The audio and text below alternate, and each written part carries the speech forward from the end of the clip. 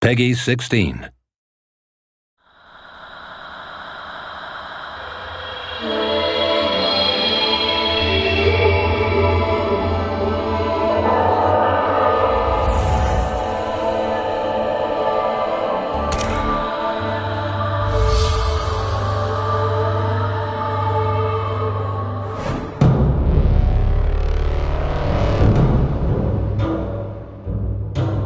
Beginning of the project, we had this core idea of adapting Journey to the West and giving it our own visual style.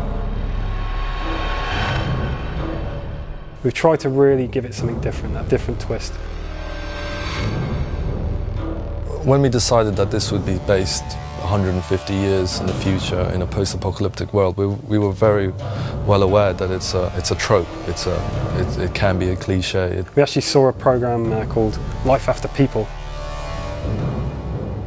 And they showed what would happen to these major cities in the future when people are gone. Within a few hundred years, the world basically becomes unrecognizable. So we decided, let's start in New York and make it a journey actually across the US.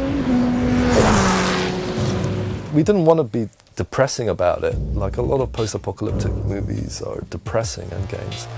We wanted to kind of make a fantasy that was like Miyazaki movies, where everything's different and everything's colourful and it's just a window into a totally different fantasy world. We thought New York would be a good place to ground it. If nature is reclaiming, then you need something to be almost aware of. Our style in terms of art is also very colourful, so we always want to put colour into all our games, and we want to add post-processing effects that you would normally see in movies to kind of make the image just feel alive. We could push the colors a lot because the robots got rust, which can be orange, can be red. Skyscraper that's kind of got ivy completely all over it, or with a bed of poppies that are giving off all these shafts of red light. You can see evacuation notices in New York, you can see chemical warfare, biohazard symbols. Very often you see something that looks like a tree, but actually it's not a tree because it's maybe a piece of robot.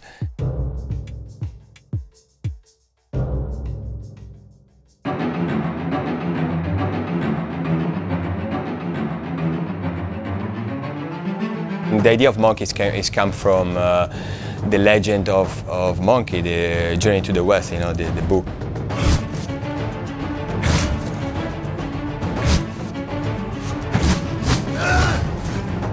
The original one has got a specific mask paint. I try to keep that. Some people won't be aware of some of the subtleties that we've got in, but there's obviously the staff and Monkey's cloud. So the cloud is actually part of Monkey's character. Even if you look back at hundreds of year-old images of him, he's on his cloud with his staff, with his headband. This character is still really big, but more an animal. You can see in the animation, especially when you jump one building to another, it really looks like kind of Tarzan, like in the jungle, like really like a monkey. The other character is Trip. Little by little, her personality, fragile, personality come out, and you feel more attached to her. The third main character in the game is Pigsy. He's got like pin-up tattoos everywhere. He's got girls, thinking about girls all the time. Trip? Is that you? Pigsy! You don't have to have any interest in the book or the TV series or anything to appreciate the game. It's just a good story with good characters and a rich world.